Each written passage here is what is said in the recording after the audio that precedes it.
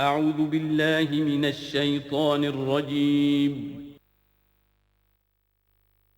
بسم الله الرحمن الرحيم.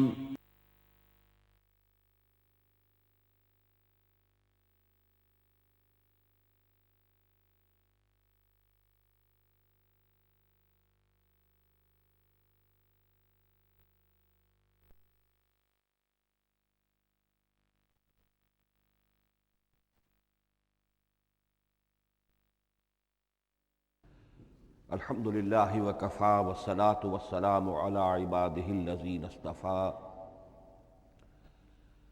خصوصاً علی افضلہم وخاتم النبیین محمد الامین وعلی معین. اما بعد فاعوذ باللہ من الشیطان الرجیم. بسم اللہ الرحمن الرحیم. رب اشرح لی صدری ویسر لی امری واحلل عقدۃ من لسانی یفقہوا قولی. اللہم ربنا آنس وحشتنا فی قبورنا وارحمنا بالقرآن العظیم. اللہم اجعلہ لنا اماما ونورا وہدی ورحمہ. اللہم ذکرنا منہ ما نسینا وعلمنا منہ ما جہلنا وارزقنا تلاوتہ آناء اللیل وآناء النہار واجعلہ لنا حجتا یا رب العالمین آمین. کل دو نشستوں میں تعارف قرآن کے ضمن میں جن عنوانات پر گفتگو ہو چکی ہے ان میں سے ایک تشنا رہا قرآن حکیم کی ترتیب اور تقسیم. اس کی تدوین کے بارے میں گفتگو ہماری مکمل ہو چکی تھی کہ قرآن حکیم کی تدوین 3 مراحل میں مکمل ہوئی. اولاً خود حضور صلی اللہ علیہ وسلم نے اللہ تعالیٰ ہی کے حکم سے قرآن مجید کو مرتب کر دیا اور اس مرتب شکل میں امت کو منتقل کیا. ترتیب معین ہو چکی تھی لیکن وہ کتابی شکل میں ما بین الدفترین جمع نہیں ہوا. اس کے بعد دوسرا مرحلہ آیا حضرت ابوبکر صدیق رضی اللہ تعالی عنہ کے عہد خلافت کے دوران، جب بہت سے حفاظ شہید ہو گئے جنگ یمامہ میں تو تشویش پیدا ہوئی کہ قرآن حکیم کو کتابی شکل کے اندر مرتب بھی کر لیا جائے، جمع کر لیا جائے. چنانچہ یہ کام حضرت ابوبکر صدیق کے عہد خلافت میں پورا ہو گیا اور اس کے لیے مصحف کا نام حضرت عبداللہ ابن مسعود کی تجویز پر حضرت ابوبکر صدیق رضی اللہ تعالی عنہ نے طے کیا. لیکن اس کے چونکہ ابھی پڑھنے کے انداز میں لوگوں کو کافی آزادی دی گئی تھی کہ اپنے اپنے لہجے کے مطابق لوگ پڑھ سکتے ہیں، تو اس سے محسوس ہوا کہ اب اس کے لکھنے کے انداز میں بھی فرق آ رہا ہے. تو اس لیے ضرورت محسوس ہوئی کہ اس کا ایک اسکرپٹ، ایک رسم الخط جو متفق علیہ ہو، اجماعی ہو، وہ طے کر دیا جائے. چنانچہ یہ تیسرا مرحلہ حضرت عثمان رضی اللہ تعالی عنہ کے عہد خلافت میں طے پایا. اسی لیے اس کو اب مصحف عثمانی کہتے ہیں، اس لیے کہ وہ رسم الخط اب ہمیشہ ہمیش کے لیے طے ہے. اس کے آفیشل نسخے تیار کیے گئے اور بڑے بڑے شہروں میں جو بھی اس وقت اس مسلمان ممالک تھے ایک ایک نسخہ بھیج دیا گیا اور باقی نسخے جو ہیں وہ طرف کر دیے گئے.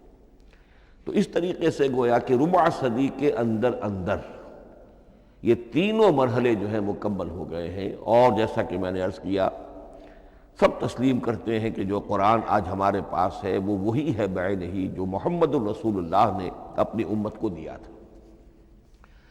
البتہ جہاں تک قرآن کی ترتیب اور تقسیم کا تعلق ہے، بعض باتیں تو میں بیان کر چکا ہوں، ان کا صرف اجمالی اعادہ کروں گا. نمبر 1 یہ کہ قرآن کی جو بیسک یونٹ ہے، بنیادی اکائی، وہ آیت ہے. آیت کو ہم جملہ نہیں کہہ سکتے، آیت کو ورس نہیں کہہ سکتے، مصرع نہیں کہہ سکتے، اس کی اسی اصطلاح کو ہمیں ریٹین کرنا ہوگا. آیتیں چھوٹی بھی ہیں، بڑی بھی ہیں. آیتیں صرف حروف مقطعات پر بھی مشتمل ہیں اور مرکبات ناقصہ پر بھی مشتمل ہے، پورے جملے کی ایک آیت بھی ہے اور کئی جملوں پر ایک آیت بھی مشتمل ہے۔ یہ تمام امور توقیفی ہیں، یعنی حضور صلی اللہ علیہ وسلم کے بتانے پر موقوف علیہ، ان میں کسی کے اجتہاد کو، کسی منطق، کسی گرامر، کسی نحو، کسی بیان کے کسی اصول کو کوئی دخل نہیں۔ جہاں تک آیتوں کی تعداد کا تعلق ہے وہ مختلف فی ہے، وہ اتفاقی نہیں ہے، اس لیے کہ 6,500 کے لگ بھگ آیات ہیں۔ فرق کیوں ہے؟ ایک بڑا فرق تو اس وجہ سے واقع ہو جاتا ہے کہ تمام سورتوں کے آغاز میں جو آیت بسم اللہ لکھی ہوئی ہے اس کے ضمن میں ایک اختلاف ہے کہ آیا ہر مرتبہ اس آیت کو کاؤنٹ کیا جائے یا نہ کیا جائے۔ صرف ایک سورت ہے سورہ توبہ جس کے شروع میں آیت بسم اللہ نہیں ہے، باقی 113 سورتوں کے آغاز میں بسم اللہ لکھی ہوئی ہے۔ تو بعض حضرات اس کو سمجھتے ہیں کہ یہ کاؤنٹ نہیں کی جائے گی، بلکہ یہ تو در حقیقت صرف سورتوں کے درمیان فصل اور فرق قائم کرنے کے لیے یہ آیت بسم اللہ لکھ دی گئی ہے۔ تو آپ سمجھیے کہ جو اس پہ اختلاف ہوگا تو 113 کی عدد کا فرق تو اسی سے واقع ہو جائے گا۔ بعض اور مقامات پر بھی آیات کی تعداد میں قدر اختلاف ہے وہ روایات ہی کی بنیاد پر، کسی شخص کو خود یہ حق حاصل نہیں ہے کہ وہ اس میں کوئی فرق کر سکے، تبدیلی کر سکے۔ بہرحال 6,500 کے لگ بھگ آیات ہے قرآن حکیم کی۔ آیتیں مل جل کر سورتوں کی شکل میں ہیں، ان کی تعداد متفق علیہ ہے 114۔ سورت سور سے بنا ہے، سور کے معنی فصیل ہے، گویا کہ ہر سورت جو ہے وہ اللہ تعالیٰ کے علم، معرفت، حکمت کا ایک شہر ہے۔ سورتوں میں آیات کے باہمی ربط کے حوالے سے اس کے معنی کے اندر اور اس کی حکمتوں کے اندر اضافہ ہوتا ہے، ربط آیات۔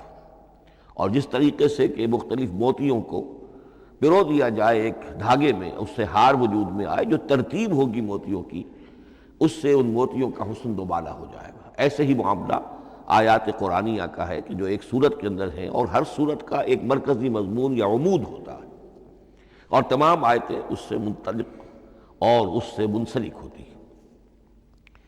ان سورتوں کے بعد جیسا کہ میں نے عرض کیا، دور صحابہ میں ہمیں صرف ایک اصطلاح اور ملتی ہے، حزب اور یا منزل۔ وہ اس سہولت کے لیے کہ اگر ایک ہفتے میں پورا قرآن ختم کرنا ہو، اس کی تلاوت مکمل کرنی ہو تو روزانہ ایک حزب پڑھ لیا جائے۔ یہ چونکہ دور صحابہ میں بھی مذکور ہے، لہذا اس میں ہم دیکھتے ہیں کہ حسن موجود ہے، یعنی یہ کہ نہ تو یہ قباحت ہے کہ سورتوں کو توڑا گیا ہو، بلکہ پوری صورتیں شامل ہیں۔ کوئی مصنوعی مساوات قائم کرنے کی کوشش نہیں ہے، کوئی حزب نسبتاً تھوڑا سا زیادہ بڑا ہے، کچھ تھوڑا سا چھوٹا ہے، لیکن تقریباً مساوی ہے۔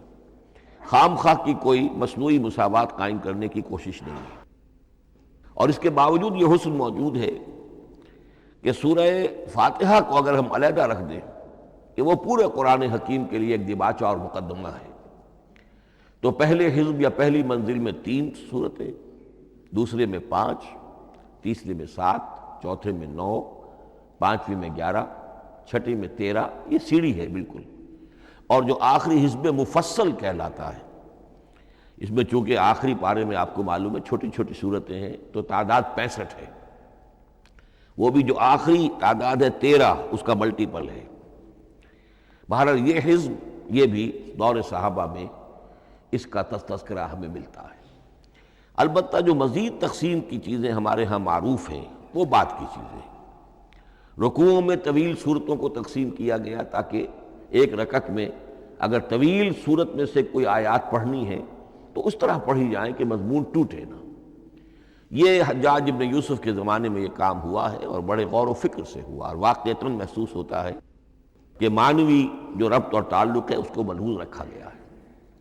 لیکن جو دوسری تقسیم ہمارے ہاں معروف ہو گئی ہے وہ پاروں کی ہے۔ اول تو یہ معلوم نہیں کہ یہ تقسیم کب ہوئی، مجہول الزمان ہے یہ۔ نمبر 2 یہ کہ اس میں یہ زیادتی بھی نظر آتی ہے کہ سورتوں کی فصیلیں توڑ دی گئی ہیں۔ گویا کہ ایک مصنوعی مساوات قائم کرنے کے لیے کہ 30 دن میں اگر قرآن مجید ختم کرنا ہو، ہر مہینے میں ایک ختم قرآن کوئی شخص کرنا چاہے تو روزانہ ایک پارہ پڑھ کر، لیکن یہ کہ اس میں وہ حسن موجود نہیں ہے، بلکہ یہ قباحت موجود ہے کہ صورتوں کاٹ دی گئیں۔ اس کے بعد اب جو بات مجھے عرض کرنی تھی وہ یہ ہے کہ زیادہ عرصہ نہیں گزرا کہ قرآن حکیم کی ترتیب اور تقسیم کے ضمن میں ایک اور حقیقت سامنے آئی ہے، اور یہ حقیقت یہ ہے کہ قرآن حکیم کی سورتوں کے گروپس ہیں۔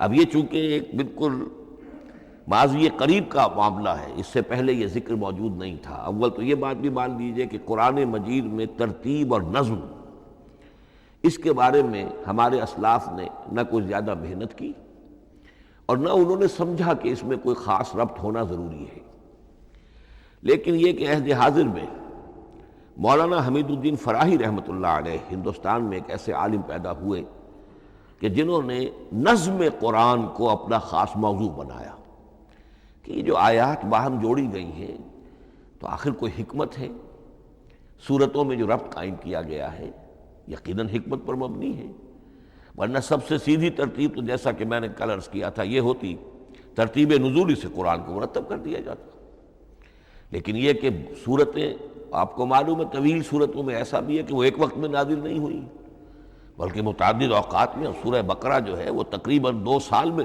اس کی جو تنزیل ہے وہ مکمل ہوئی، تو پھر کچھ آیتوں کو جوڑنا، کس کو کہاں رکھنا ہے کس کو کہاں رکھنا ہے، تو یہ حضور صلی اللہ علیہ وسلم نے خود کیا ہے، اللہ تعالیٰ کے حکم سے کیا ہے، تو یہ چیزیں حکمت سے خالی تو نہیں ہو سکتی۔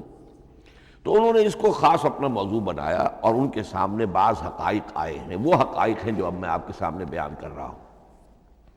اس میں ایک اشکال ہو سکتا ہے، اسے میں چاہتا ہوں کہ پہلے رفع کر دوں کہ یہ چیز اگر ہمارے اسلاف کے نظر میں نہیں آئی اور ان کی توجہ ادھر نہیں ہوئی تو یہ تو گویا کہ ایک بڑی مشکوک سی بات ہوگی۔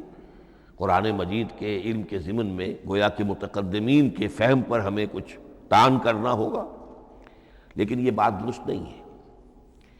قرآن مجید ایک ایسی کتاب ہے جس کے بارے میں خود حضور نے جو فرمایا لا تنقضی عجائبہ، اس قرآن کے عجائب کبھی ختم نہیں ہوئے، ولا یخلق عن کثرت الرد، بار بار کے پڑھنے سے اس پر کوئی پرانا پن، کوئی بوسیدگی طاری نہیں ہوگی، ولا یشبع منہ العلماء، اور کبھی اہل علم اس سے سیری محسوس نہیں کریں گے۔ تو قرآن مجید لا تنقضی عجائبہ، جیسے جیسے دنیا آگے بڑھ رہی ہے، تمدن آگے بڑھ رہا ہے، علم انسانی جو ہے مادی فزیکل سائنسز کا علم آگے بڑھ رہا ہے، قرآنی حقائق اور مبرہن ہو رہے ہیں اور واضح ہو رہے ہیں اور نکھر رہے ہیں۔ بہت سی باتیں ہمارے اسلاف کے علم میں نہیں آ سکتی تھی، اس لیے کہ ابھی انسانی معلومات کا دائرہ بہت ہی محدود تھا۔ ذوالقرنین کون تھے؟ اب چونکہ تاریخ مفسرین کے علم میں نہیں تھی تو سکندر اعظم کو سمجھا گیا کہ ذوالقرنین ہے، حالانکہ سکندر کی شخصیت اور ذوالقرنین کی وہ شخصیت جو قرآن میں بیان ہوئی ہے دونوں میں کوئی مناسبت ہے ہی نہیں۔ اسی طریقے کا معاملہ یہ کہ نظم قرآن کا ایک پہلو کہ جو ابھی پوری طریقے سے آشکارا نہیں ہوا تھا، یہ دور وہ ہے کہ جس میں اللہ کی فضل و کرم سے وہ بات بھی اب کھل کر سامنے آئی ہے، اور اس سے در حقیقت توثیق ہو رہی ہے حضور کے اس فرمان کی کہ لا تنقضی عجائبہ، اس کے عجائب کبھی ختم نہیں ہوگی۔ انسان محنت کرے گا، کوشش کرے گا، یہ ہیروں کی ایک ایسی کان ہے جس میں سے اور ہیرے نکلتے چلے جائیں گے۔ اس کے ضمن میں ایک بات تو میں نے آپ سے کل عرض کر دی تھی اور آج پھر بھی کہی ہے، سورتوں میں بھی ایک ربط ہے، آیات جو سورتوں کے اندر جوڑی گئی ہیں، پھر سورتیں اکثر و بیشتر جوڑوں کی شکل میں ہیں۔ اس کے کچھ مثالیں بھی کل میں نے آپ کو دی تھی۔ قرآن مجید کی ایک آیہ مبارکہ ہے وَمِن كُلِّ شَيْءٍ خَلَقْنَا زَوْجَيْنِ لَعَلَّكُمْ تَعْقِلُونَ یا لَعَلَّكُمْ تَذَكَّرُونَ، مجھے پوری طرح یاد نہیں ہے۔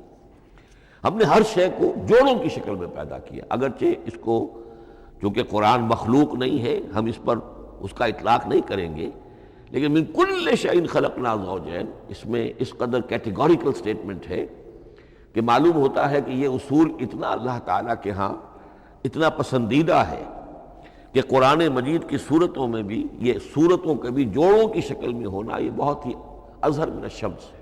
بعض جگہوں پر تو اظہر من الشمس ہے، بعض جگہوں پر ذرا تدبر کر کے بات معلوم ہوتی ہے۔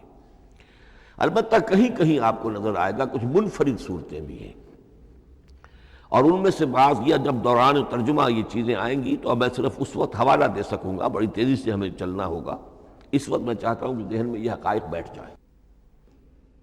بعض جگہوں پر آپ دیکھیں گے تین تین صورتوں کے گروپ ہیں، ان میں سے دو کے مابین تو نسبت زوجیت کامل ہے، بلکہ یہ سمجھ لیجئے نسبت زوجیت کہتے کس کو ہے؟ دو چیزیں مل کر کسی مقصد کی تکمیل کریں، ان دونوں میں ایسی نسبت ہونی چاہیے ریسیپروکل کہ وہ ایک دوسرے کی تکمیل کے لیے اور کسی مقصد کے حصول کے لیے ان کے مابین ایک تعلق قائم ہو، یہ زوجیت ہے۔ اسی طریقے سے قرآن مجید میں جب صورتیں آتی ہیں جوڑوں کی شکل میں تو کسی مضمون کا ایک رخ وہ ایک صورت میں آ جائے گا، اس کا دوسرا رخ دوسری صورت میں آ جائے گا، اور دونوں مل کر جسے ہم کہتے ہیں تصویر کے دونوں رخ، وہ رخ مکمل ہو جائیں گے، بات پوری ہو جائے گی۔ البتہ بعض جگہوں پر ہے کہ تین تین صورتوں کے سب گروپس ہیں۔ میں اس معاملے میں گروپ کا لفظ ریٹین کر رہا ہوں، اس لیے کہ قدیم تو یہ تصور تھا نہیں، جدید اصطلاح ہے، تو اس میں چونکہ اب بہت سے الفاظ انگریزی زبان کے اب اردو میں آ گئے ہیں کہ اس کی جگہ کوئی اور بہت ہی کوئی کوشش کر کے لفظ آیا جائے تو وہ شاید زیادہ عام فہم نہیں ہوگا، یا عام فہم ہے۔ تو گروپس اور سب گروپس، چھوٹے گروپ بڑے گروپ، تو یہ چھوٹے گروپ جو ہے تین تین صورتوں کے، ان میں سے دو کے مابین تو نسبت زوجیت بتمام و کمال ہوگی، اور تیسرے کی حیثیت ضمیمے کی ہوگی۔ اس کی مثالیں بعد میں آئیں گی۔ البتہ یہ جو ضمیمے ہوتے ہیں خود ان کے، یا جو دوسری منفرد صورتیں ہیں، خود ان میں آپ کو فصل کے ساتھ نسبت زوجیت مل جائے گی۔ اس سے آگے چلیے، اب اصل ہے وہ شے جس کو میں آج چاہتا ہوں بیان کرنا۔ قرآن حکیم کی صورتوں کی ایک گروپنگ اس اعتبار سے سامنے آئی، کچھ صورتیں مکی پھر مدنی، پھر مکی پھر مدنی، پھر مکی پھر مدنی، پھر مکی پھر مدنی۔ ایسا کیوں ہے؟ بڑی قابل غور بات ہے، اس میں کوئی حکمت ہے؟ اور عجیب بات یہ سامنے آئی، اس اعتبار سے بھی قرآن کے 7 گروپ بنتے ہیں، ہر گروپ میں ایک یا ایک سے زائد مکی صورت اور پھر ایک یا ایک سے زائد مدنی صورتیں، ایک گروپ پورا ہو گیا۔ دوسرے گروپ میں پھر ایک یا ایک سے زائد مکی صورت، پھر ایک یا ایک سے زائد مدنی صورتیں، وہ پھر گروپ مکمل ہو گیا۔ یہ گروپ بھی قرآن حکیم میں 7 ہیں۔ یہ گروپ جو ہے قرات کے لیے نہیں ہے، یہ گروپ جو ہے معنوی تقسیم ہے، غور و فکر کے اعتبار سے، کہ ہر گروپ کا ایک عمود ہے، ایک مرکزی مضمون ہے، اور جس طریقے سے صورتیں دو مل کر ایک مضمون کی تکمیل کرتی ہیں، اسی طرح ہر گروپ کی مکی اور مدنی صورتیں مل کر ایک بڑے مضمون کی تکمیل کرتی ہیں۔ اس طریقے سے گویا کہ یہ قرآن مجید میں 7 گروپ ہیں بڑے بڑے، جو کہ جس میں کہ صورتیں جو ہیں وہ جمع کی گئی ہیں۔ مثلاً میں اب آپ کو اشارتاً بتا دوں، پہلے گروپ میں سورہ مکی جو ہے وہ صرف ایک ہے، سورہ فاتحہ، تعداد میں تو ایک ہے، وہ اپنے حجم کے اعتبار سے چھوٹی بھی ہے لیکن بہت بھاری صورت ہے۔ وَلَقَدْ آتَيْنَاكَ سَبْعًا مِنَ الْمَثَانِي وَالْقُرْآنَ الْعَظِيمِ، محض اس صورت کو بھی قرآن عظیم کہا گیا ہے۔ لیکن ایک صورت مکی سورہ فاتحہ، پھر 4 طویل ترین صورتیں مدنی، بقرہ، آل عمران، نساء، مائدہ۔ دوسرے گروپ میں 2 صورتیں مکی، 2 مدنی، الانعام، الاعراف مکیات، الانفال، التوبہ مدنیات۔ تیسرا گروپ چلتا ہے، 14 صورتیں مسلسل چلی جا رہی ہیں مکی، سورہ یونس سے، سورہ یونس، سورہ ہود، سورہ یوسف، سورہ رعد، سورہ ابراہیم، چلتے جائیے، سورہ حجر، سورہ نحل، سورہ بنی اسرائیل، سورہ کہف، سورہ مریم، سورہ طٰہٰ، سورہ انبیاء، سورہ حج اور سورہ مومنون، 14 صورتیں۔ اب آئی ایک مدنی صورت، سورہ نور۔ یہ تیسرا گروپ مکمل ہو گیا۔ چوتھے گروپ میں بھی یہی بات آپ کو نظر آئے گی۔ الفرقان سے سورہ سجدہ تک 8 صورتیں مکی ہیں، اور پھر ایک صورت آتی ہے سورۃ الاحزاب، وہ مدنی ہے۔ اب یہ جو ایک ایک صورتیں آئی ہیں، سورہ نور اور سورہ احزاب، ہر شخص کو اندازہ ہو جائے گا یہ آپس میں جوڑے کی شکل رکھتی ہیں، ان کے مضامین بہت ایک دوسرے سے مشابہ ہیں، بہت مشابہ ہیں۔ لیکن یہ کہ وہ اس طریقے کا جوڑا نہیں ہے کہ اسی گروپ میں ان کا جوڑا موجود ہو، اس کا جوڑا جو ہے وہ دوسرے گروپ میں ہے۔ پھر آئیے پانچواں گروپ ہے سورہ سبا سے احقاف تک، یہ 13 صورتیں مکی ہیں، اور پھر سورہ محمد صلی اللہ علیہ وسلم سے سورۃ الحجرات تک 3 صورتیں مدنی ہیں، یہ کل 16 صورتیں ہیں۔ چھٹے گروپ میں سورہ قاف سے سورہ واقعہ تک 7 صورتیں یہ مکی ہے، اور سورہ حدید سے سورہ طلاق تک 10 صورتیں مدنی ہیں، یہ 17 صورتیں ہیں۔ آخری جو ہے وہ سورۃ الملک سے سورۃ الاخلاص تک 46 صورتیں، اور سورہ معوذتین جو ہے یہ 2 ہے کہ جو مدنی ہے۔ بعض کا اس میں اختلاف ہے، وہ میں بعد میں عرض کروں گا، لیکن جو میری رائے ہے وہ میں آپ کے سامنے رکھ رہا ہوں۔ اس طریقے سے یہ 7 گروپ جو ہیں قرآن مجید میں سورتوں کے وجود میں آئے۔ ہر گروپ کا ایک مرکزی مضمون ہے۔ مثلا پہلے گروپ کا مرکزی مضمون شریعت ہے۔ سورہ فاتحہ میں اہدنا الصراط المستقیم، اے اللہ ہمیں سیدھا راہ دکھا، سیدھے راستے کی ہدایت بخش۔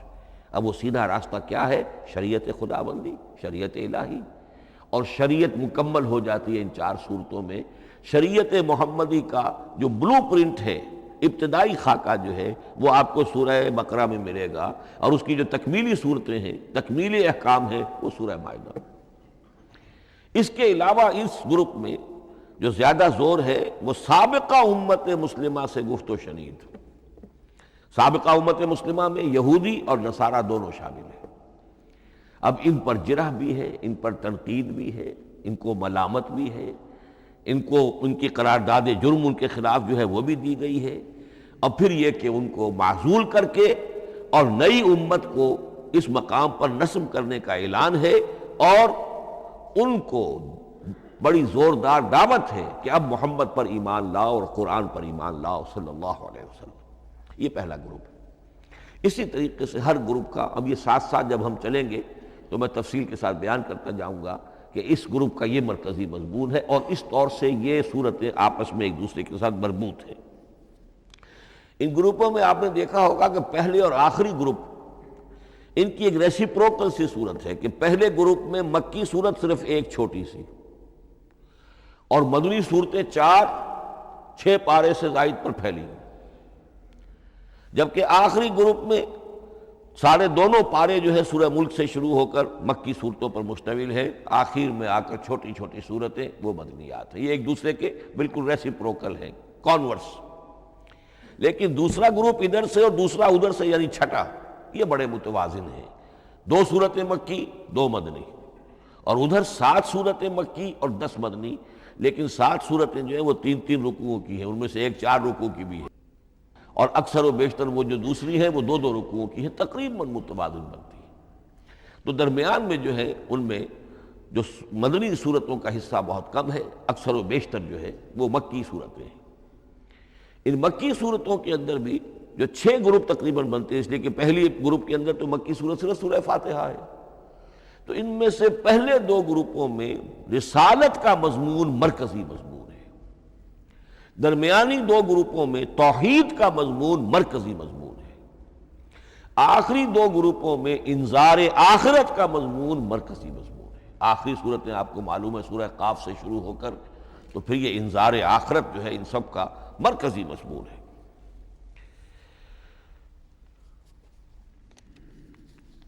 مدنی قرآن جو ہے یہ بھی آپ نوٹ کر لیجئے کہ کل قرآن کا 1/3 ہے تقریباً، اور اس 1/3 کا 2/3 پورا کا پورا پہلے گروپ میں آ گیا ہے۔ سورہ بقرہ، سورہ آل عمران، سورہ نساء، سورہ مائدہ۔ باقی تو پھر جا کے سورہ احزاب، سورہ نساء، پھر 3 چھوٹی صورتیں، پھر آخر میں 2 بہت چھوٹی چھوٹی صورتیں، سورہ انفال اور سورہ توبہ۔ لیکن یہ کہ یہ 2/3 جو ہے مدنی قرآن کا حجم بالکل پہلے ہی اس گروپ کے اندر آ گیا ہے۔ اس کی بھی حکمت ہے، کیوں مدنی صورتوں کو پہلے رکھا گیا؟ میرے علم میں نہیں ہے کہ اس موضوع پر کسی شخص نے گفتگو کی ہو سوائے محمد مارمڈیوک پکتھال کے۔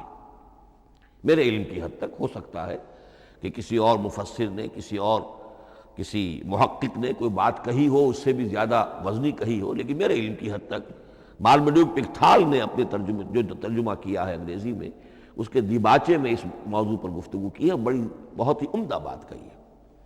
انہوں نے کہا کہ جب یہ قرآن نازل ہو رہا تھا تو اصل اہمیت ایمان کی تھی، پہلے لوگ ایمان لائیں اور پھر جو ایمان لائے ان کو پھر احکام دیے گئے کہ یہ کرو اور یہ نہ کرو، یہ حلال ہے، یہ حرام ہے، یہ فرض ہے، وغیرہ وغیرہ۔ لیکن جب ایک امت وجود میں آ گئی، امت کے وجود میں آنے کے بعد اب نسلاً مسلمان پیدا ہو رہے ہیں، ان کے ہاں اب ضرورت پہلے اسلام کی ہے، چاہے بچہ چھوٹا ہی ہے پہلے اسے احکام سکھائے جائیں گے، بچہ چھوٹا ہی ہے نماز پڑھنی سکھائی جائے گی، بچہ چھوٹا ہی ہے روزہ رکھنا سکھایا جائے گا۔ تو امت کے اس طرح تشکیل پا جانے کے بعد اب اصل اہمیت جو ہے وہ احکام کی ہو گئی ہے، احکام اب مقدم ہے، اور ایمان کا معاملہ جو ہے وہ اس کے بعد مؤخر ہے۔ کوئی شخص بالغ ہوگا، ذہین ہوگا، فطین ہوگا، غور و فکر کی صلاحیت سے اگر اللہ تعالیٰ نے اسے بہرور کیا ہوگا پھر وہ حقیقت ایمان تک رسائی حاصل کرے گا، ورنہ یہ ہے کہ عام ایک مسلمان جو ہے اسے جہاں تک احکام کا تعلق ہے ان پر تو عمل کرنا ہی ہے۔ تو یہ بڑی میں سمجھتا ہوں کہ ذہانت پر مبنی بات ہے کہ جو محمد مارمیلیوک پکتھال نے کہی ہے، اور مجھے اس سے اتفاق ہے۔ اب آئیے اگلا معاملہ، اگلی بحث، اگلا موضوع، قرآن کا موضوع کیا ہے؟ کیا قرآن فلسفے کی کتاب ہے، سائنس کی کتاب ہے؟ کیا یہ جیولوجی کی کتاب ہے، فزکس کی کتاب ہے، کس چیز کی کتاب ہے؟ تو پہلی بات یہ سمجھیے، قرآن کا موضوع ہے انسان،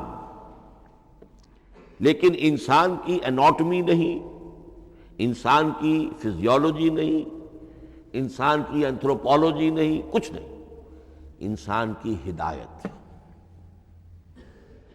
یہ ہدایت کا لفظ بنیادی ہے قرآن مجید کے لیے۔ چنانچہ دیکھیے ذرا نوٹ کر دیجئے، سورہ بقرہ کے شروع ہی میں ھدی للمتقین، پھر اس کے وسط میں ھدی للناس، سورہ یونس میں فرمایا ھدی ورحمۃ للمؤمنین، سورہ لقمان میں فرمایا ھدی ورحمۃ للمحسنین،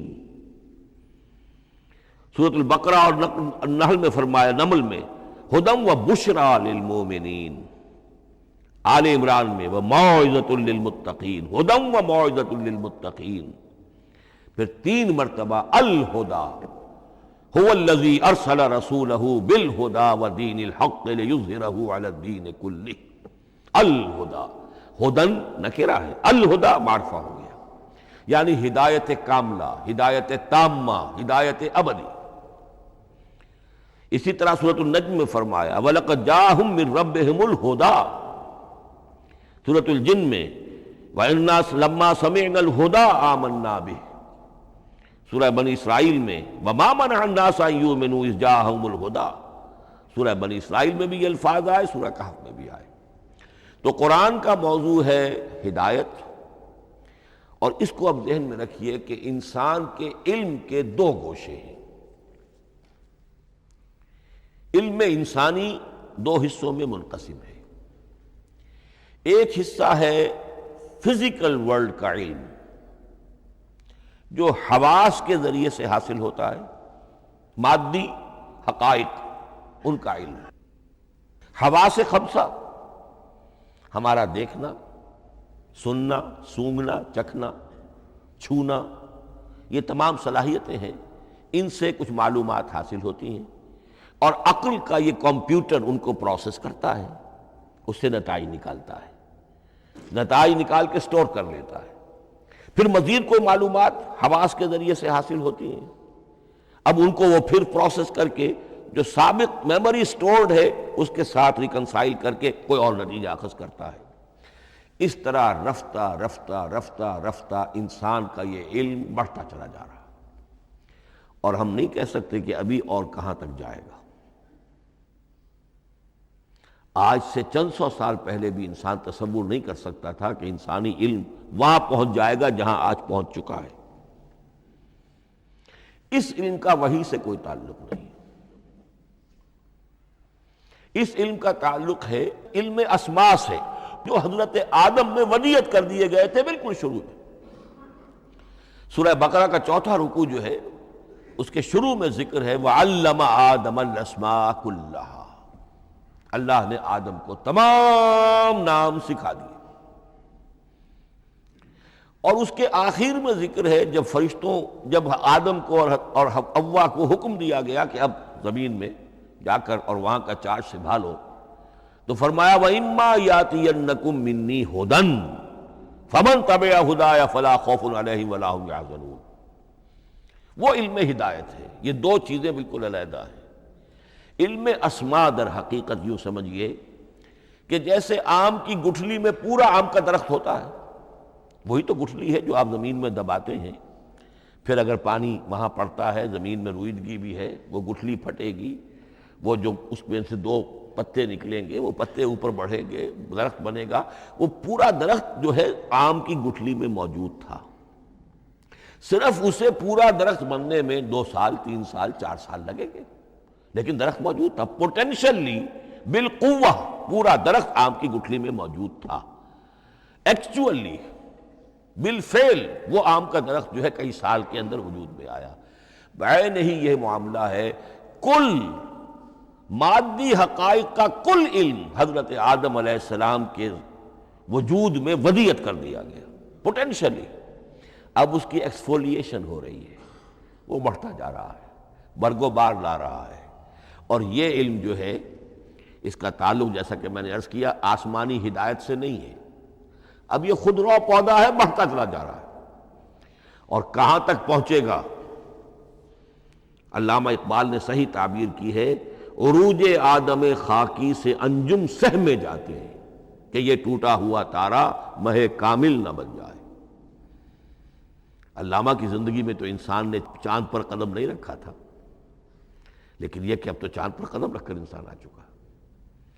تو عروج آدم خاکی سے انجم سہمے جاتے ہیں کہ یہ ٹوٹا ہوا تارا مہ کامل نہ بن جائے۔ یہ ہے انسانی علم۔ اس انسانی علم کے ساتھ اگر وہ علم وہی علم ہدایت نہ ہو تو یہ علم جو ہے بجائے خیر کے شر بن جاتا ہے۔ آج وہ شیطانی قوت بن چکا ہے، وہ علم ہلاکت کا سامان بن چکا ہے، تباہی کا ذریعہ بن چکا ہے۔ لیکن اس کے ساتھ دوسری بات ضروری تھی جو کہ وحی کے ذریعے سے آنے والا علم تھا، فَإِمَّا يَأْتِيَنَّكُم مِّنِّي هُدًى فَمَن تَبِعَ هُدَايَ فَلَا خَوْفٌ عَلَيْهِمْ وَلَا هُمْ يَحْزَنُونَ۔ یہ علم الہدایت جو ہے یہ در حقیقت قرآن حکیم میں آ کر مکمل ہو گیا ہے۔ اس کے لیے بھی میں چاہتا ہوں کہ بات آپ سمجھ لیں، اس میں جو ارتقاء ہوا ہے، پہلی کتابیں نازل ہوئیں ان میں بھی ہدن تو تھی۔ کل بھی میں نے آپ کو آیت سنائی تھی سورہ مائدہ کی، انا انزلنا التوراۃ فیہا ھدی و نور، ہم نے تورات نازل کی تھی، اس میں ہدایت بھی تھی، نور بھی تھا۔ اسی رکوع میں 7واں رکوع ہے وہ سورہ مائدہ کا، انجیل کے بارے میں فیہ ھدی و نور، اس میں بھی ہدن بھی تھی، ہدایت بھی تھی، نور بھی تھا۔ لیکن یہ ہدایت اور یہ نور درجہ بدرجہ ترقی کر رہا ہے، یہاں تک کہ کامل ہوا ہے، قرآن میں آ کر الہدا بن گیا ہے۔ اب یہ ہدن نہیں، الہدا، کامل ہدایت نامہ۔ اس کی وجہ کیا ہے؟ دیکھیے، ایک بچے کو اگر آپ تعلیم دینا چاہتے ہیں تو اس کی ذہنی سطح کو ملحوظ رکھے بغیر تو نہیں دے سکتے۔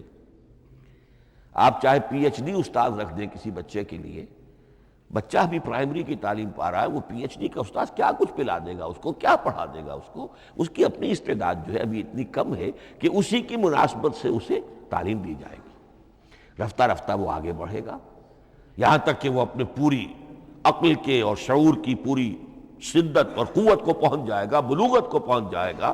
اب اسے آخری علم پڑھایا جائے گا، اب اسے فلسفہ پڑھایا جائے گا، پہلے وہ ہسٹری پڑھ رہا تھا، اب فلسفی آف ہسٹری پڑھے گا۔ اس حوالے سے تدریجاً اللہ تعالیٰ نے تورات میں صرف احکام ہے، حکمت ہے ہی نہیں،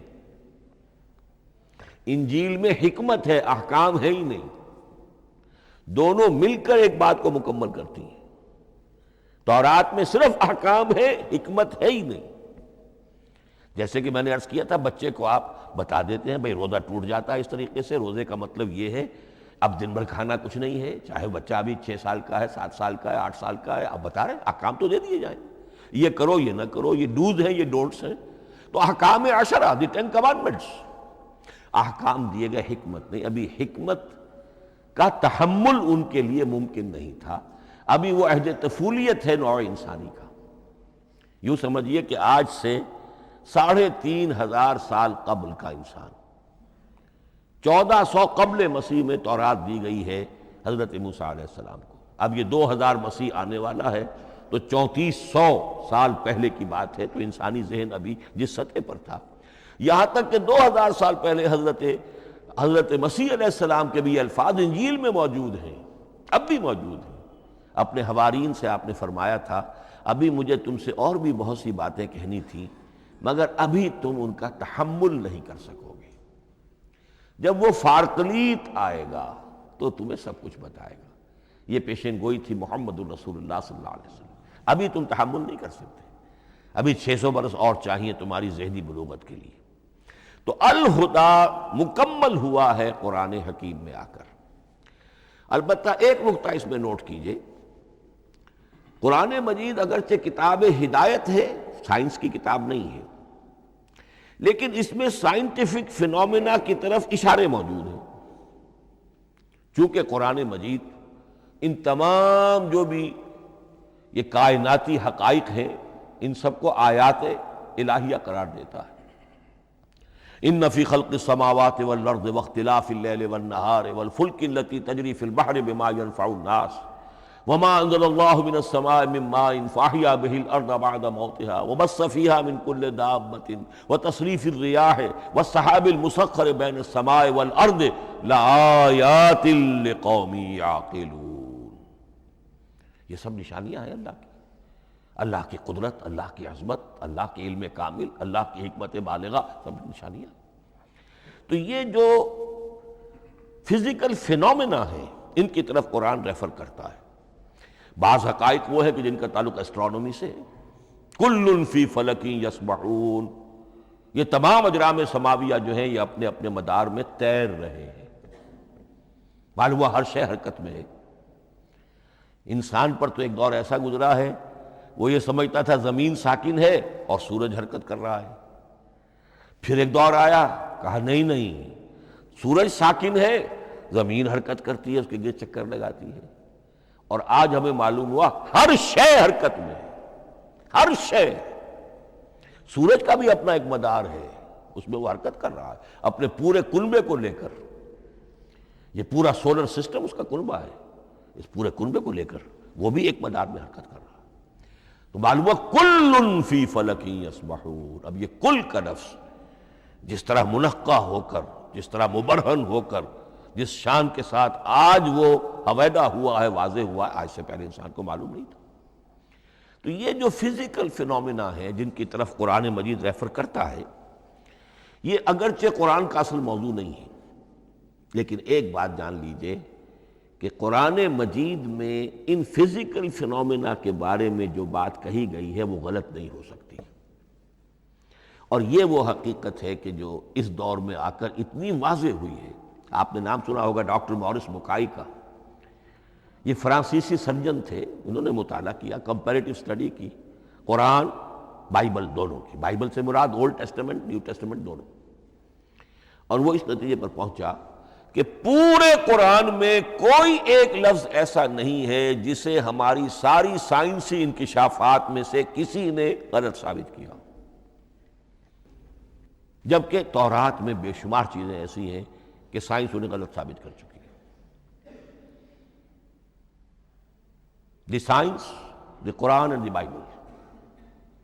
اب یہ بات بڑی اہم ہے، اس کو بڑی خوبصورت انداز میں ڈاکٹر رفیع الدین مرحوم نے کہا ہے کہ یہ کائنات اللہ کا فعل ہے، عمل ہے، اس کی تخلیق ہے، اس کی تدبیر ہے، اور قرآن اللہ کا قول ہے۔ قول و عمل میں تضاد ممکن نہیں، عام انسان کے قول و عمل میں تضاد ممکن نہیں، اللہ کے قول و فعل میں اور قول و عمل میں تضاد ہو سکتا ہے۔ ہاں یہ ہو سکتا ہے کہ ایک دور میں انسانوں نے بات سمجھی نہ ہو، ان کا ذہن وہاں تک پہنچا نہ ہو، ان کی معلومات کا دائرہ ابھی اس حد تک ہو کہ ان حقائق تک نہ پہنچا ہو، لیکن جیسے جیسے وقت آئے گا مزید حقائق منکشف ہوں گے اور یہ بات اور زیادہ سے زیادہ واضح سے واضح تر ہوتی چلی جائے گی کہ جو کچھ قرآن میں لکھا ہے وہی برحق ہے۔ ہاں، آج سے پہلے انسانی ذہن اس حد تک رسائی حاصل کرنے کا اہل نہیں تھا، اور یہ ہے در حقیقت آیت قرآن حکیم کی۔ یہ سورہ حامیم السجدہ کی لاسٹ بٹ ون آیت ہے، سَنُرِيهِمْ آیاتنا فِي الْآفَاقِ وَفِي أَنفُسِهِمْ حَتَّى يَتَبَيَّنَ لَهُمْ أَنَّهُ الْحَقُّ۔ ہم انہیں دکھاتے چلے جائیں گے اپنی نشانیاں، آفاق میں بھی انفس میں بھی۔ سَنُرِيهِمْ آیاتنا فِي الْآفَاقِ وَفِي أَنفُسِهِمْ حَتَّى يَتَبَيَّنَ لَهُمْ، یہاں تک کہ یہ بات پوری طرح نکھر کر مبرہن ہو کر ان کے سامنے واضح ہو جائے گی، انہ الحق، کہ قرآن حق ہے۔ اور اسی کی حقیقت جو ہے، جیسا کہ میں نے عرض کیا، ایک تو مورس بکائی کو ذہن میں رکھیے، اور ایک اور شخص کینیڈا میں ایک بہت بڑا ڈاکٹر ہے کہ جو امبریولوجسٹ ہے، اور اس کی جو ٹیکسٹ بکس ہے جو امبریولوجی پر، علم جنین، یعنی رحم مادر میں جو بچے کی پرورش ہوتی ہے کیسی ہوتی ہے، کن کن سٹیجز سے گزر کر ہوتی ہے، یہ علم جنین یا امبریولوجی، تو سٹینڈرڈ ٹیکسٹ بک ہے دنیا میں اس کی، ڈاکٹر کیتھل مور کی۔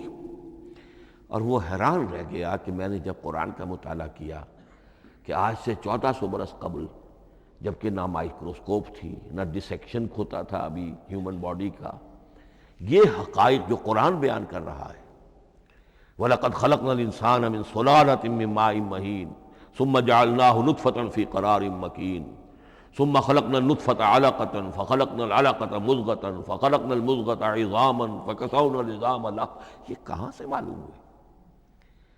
اور واقعہ یہ ہے کہ اس سے زیادہ صحیح تعبیر ممکن نہیں۔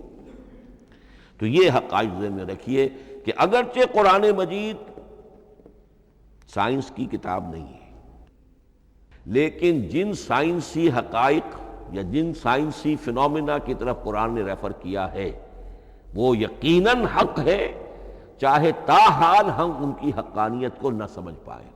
مثلا آج بھی مجھے نہیں معلوم کہ قرآن جو 7 آسمان کہتا ہے تو وہ 7 آسمان سے کیا مراد، مجھے نہیں معلوم، لیکن مجھے یقین ہے کہ ایک وقت آئے گا کہ انسان سمجھے گا کہ ٹھیک ٹھیک یہ الفاظ جو ہیں 7 آسمان، یہ منطبق ہوتے ہیں اس حقیقت پر جو آج ہمارے علم میں آئی ہے، پہلے نہیں آئی تھی۔ البتہ ایک اور نقطہ جو بہت اہم ہے عملی اعتبار سے، میں نے اسی لیے یہ ساری تمہید کی ہے کہ قرآن سائنس کی کتاب نہیں ہے، نہ سائنس کی ہے نہ ٹیکنالوجی کی ہے۔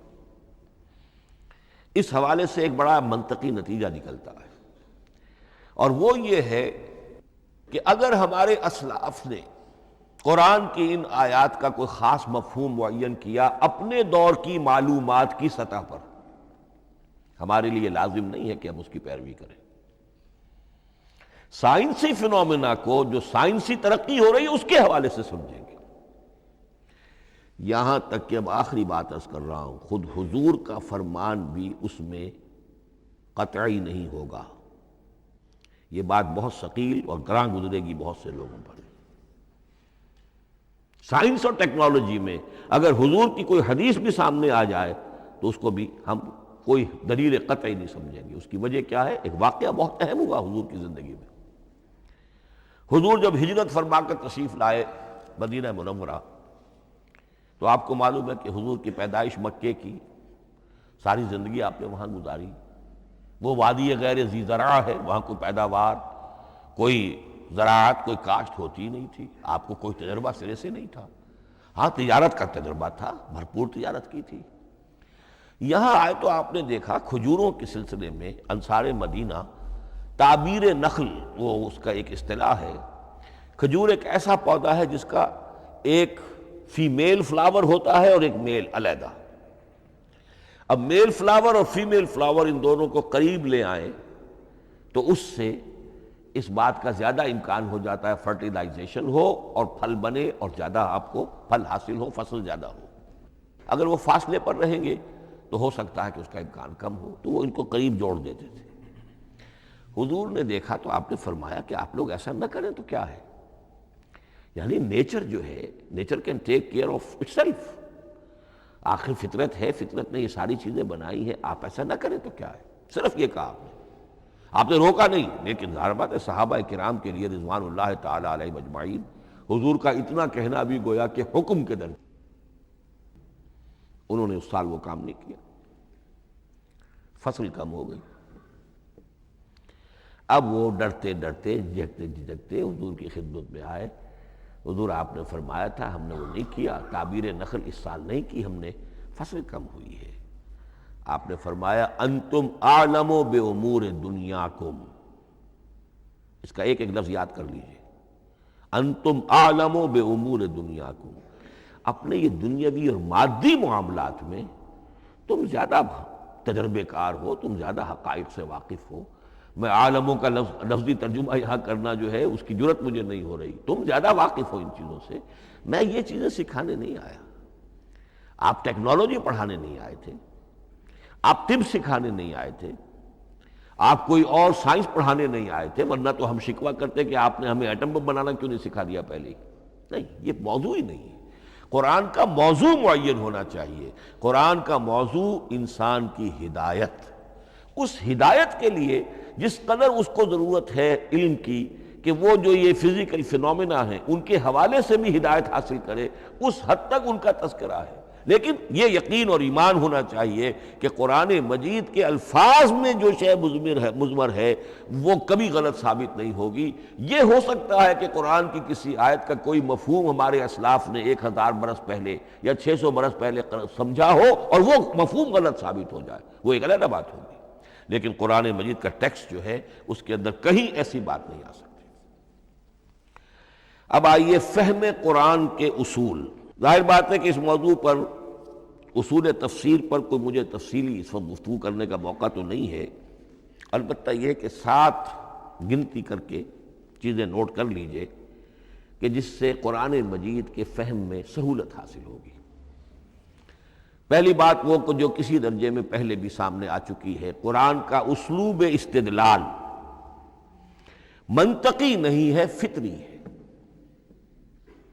ایک ہوتا ہے منطق کی گتھیوں سے اور منطق کے اصولوں سے اور منطق کی دلیلوں سے بات ثابت کی، یہ نہیں۔ قرآن فطرت انسانی کے مطابق بات کرتا ہے۔ ایک ان پڑھ شخص بھی قرآن کو اپنے سے دور یا اپنے آپ کو قرآن سے دور نہیں سمجھے گا، اگر ذرا سا وہ قرآن کو سمجھ سکتا بس۔ لیکن یہ ہے کہ قرآن مجید کا جو اسلوب ہے وہ ایک تو یہ کہ منطقی نہیں ہے، فطری ہے، یا اس میں اگر ایک لفظ کا اضافہ کیا جائے خطابی ہے۔ خطابی کیا ہوتا ہے؟ جو میں کل عرض کر چکا ہوں، خطبے کی ایک شان ہوتی ہے، وہ دلیل کے ساتھ ساتھ جذبات سے بھی اپیل کرتا ہے، اور اس میں آپ کو ایک اپنے باطن میں جھانکنے کی دعوت دی جاتی ہے۔ تم ذرا اپنے باطن میں جھانک کر دیکھو۔ بعض آیات ایسی ہیں، بڑی پیاری آیات ہیں، افی اللہ شک فاطر السماوات والارض، بس کیا اللہ کی ہستی میں بھی کوئی شک ہو سکتا ہے جو آسمان اور زمین کا پیدا کرنے والا ہے؟ غور کرو، سوچو۔ تو یہ صرف آپ کے دروں بینی، آپ کو اپنے اندر جھانکنے کی دعوت ہے۔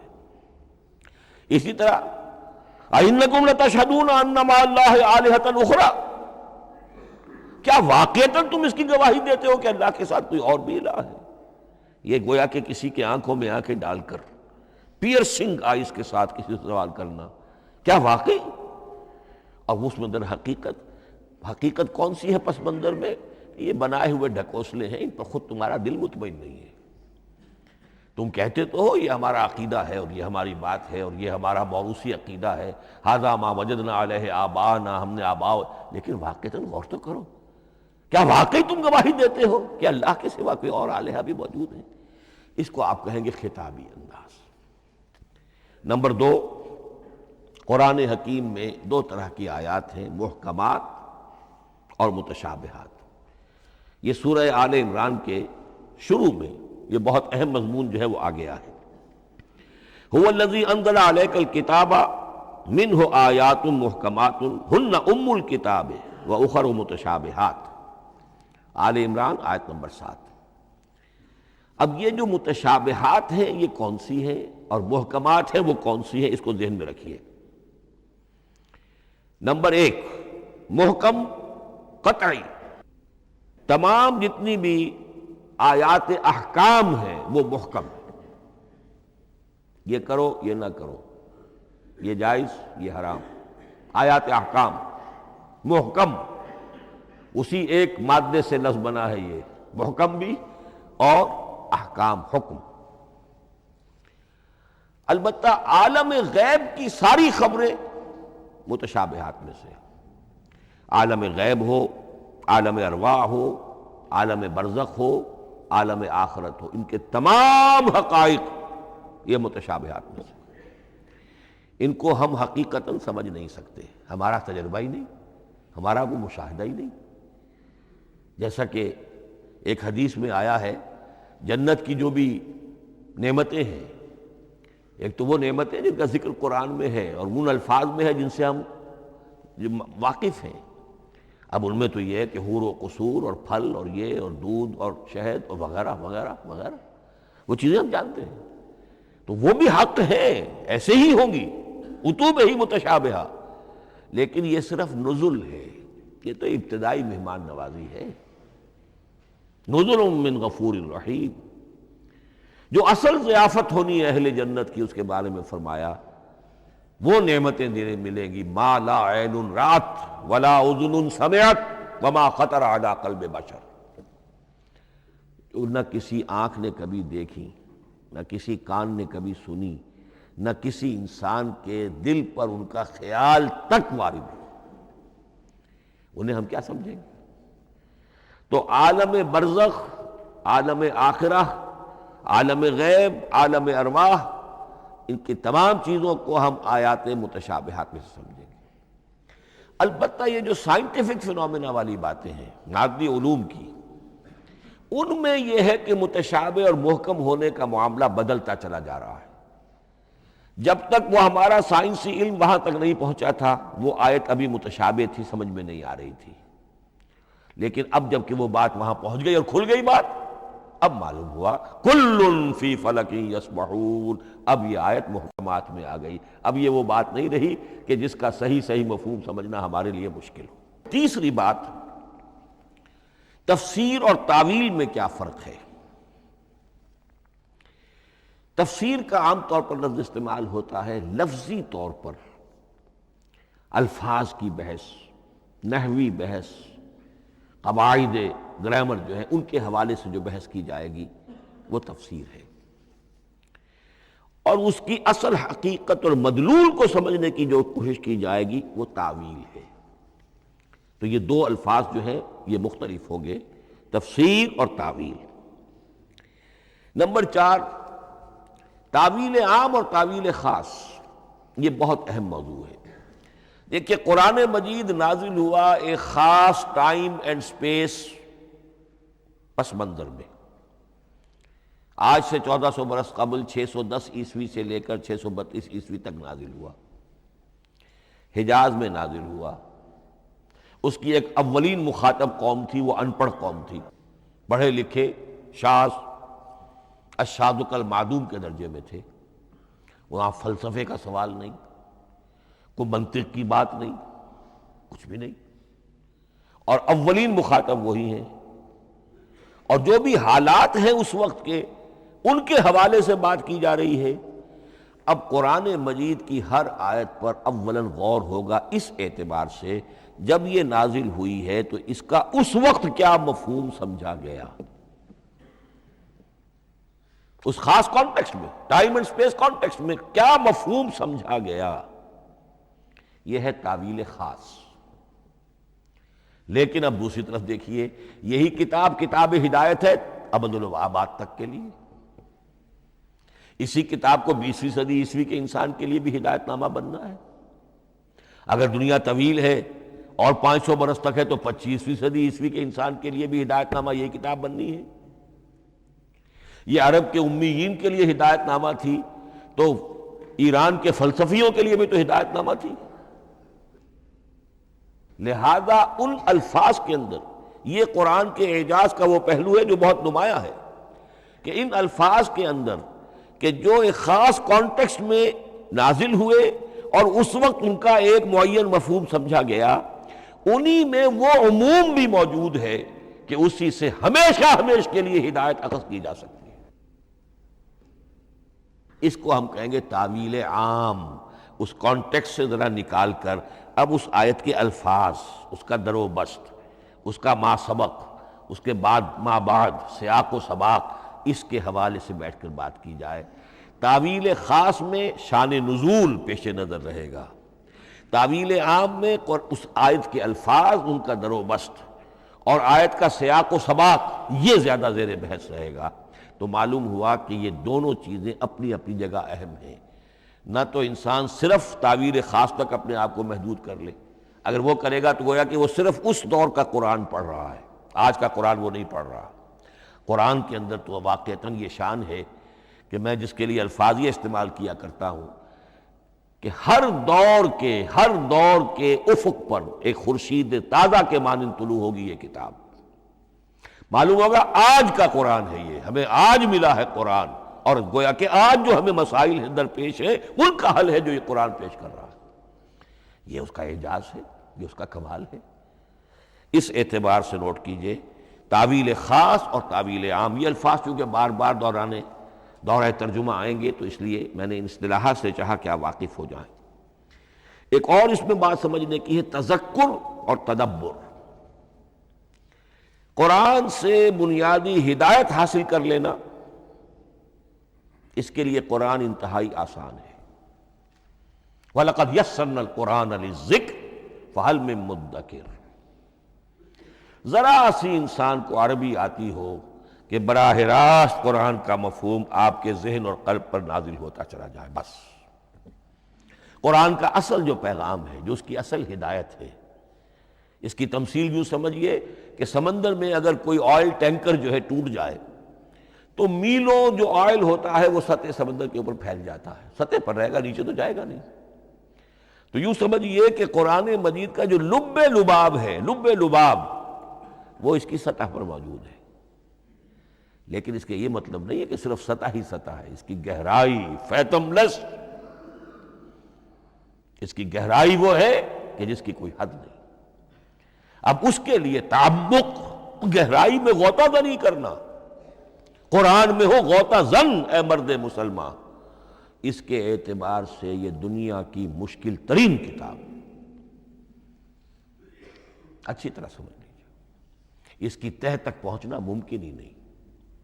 غلطی سے ہم کبھی کبھی کسی شخص کی مدح کرتے ہوئے کہہ دیتے ہیں فلاں شخص کو قرآن پر بڑا عبور حاصل ہے۔ ایک عالم دین نے یہ الفاظ میرے بارے میں کہہ دیے تھے، میں نے فوراً ٹوک دیا۔ میں نے کہا آپ کیا، یہ قرآن کی آپ نے گویا کہ قرآن مجید کی شان میں گستاخی کی ہے، قرآن کی توہین کی ہے۔ عبور کہتے ہیں ایک کنارے سے دوسرے کنارے کو چلے جانا، دریا عبور کر لیا، قرآن کے کنارے ہے ہی نہیں، یہ ناپیدا کنار سمندر ہے، اس سمندر کا کوئی کنارہ نہیں، نہ اس کی گہرائی اور نہ اس کے کنارے۔ لہذا پوری زندگی کوئی امام راضی ہو، کوئی زمخشری ہو، کوئی ہو، پوری زندگی کھپا کر بھی وہ یہ نہیں کہہ سکے گا کہ میں نے قرآن مجید کو بتمام و کمال سمجھ لیا ہے۔ معاذ اللہ، معاذ اللہ، معاذ اللہ، ناممکن۔ وراء الورا ثم وراء الورا، یہ ہے تذکر اور تدبر۔ اس کے لیے تو پوری زندگی انسان کھپائے، پورا وقت اس کے لیے لگائے، پوری صلاحیت کھپا دے، تب بھی وہ بہت سی جگہوں پر پھر بھی کہے گا واللہ عالم۔ امام رازی کو بھی نہ معلوم کتنے مقامات پر جا کر یہ کہنا پڑا ہے کہ اللہ بہتر جانتا ہے۔ اعلم ان ھذا المقام مقام غامض عمیق محیب، یہ مقام تو بہت محیب ہے، پرہیبت ہے، بہت گہرا ہے، بہت غامض ہے۔ امام رازی کہہ رہے ہیں، 30 جلدوں میں تفسیر لکھنے والا شخص۔ اقول قولی ھذا واستغفر اللہ لی ولکم ولسائر المسلمین والمسلمات۔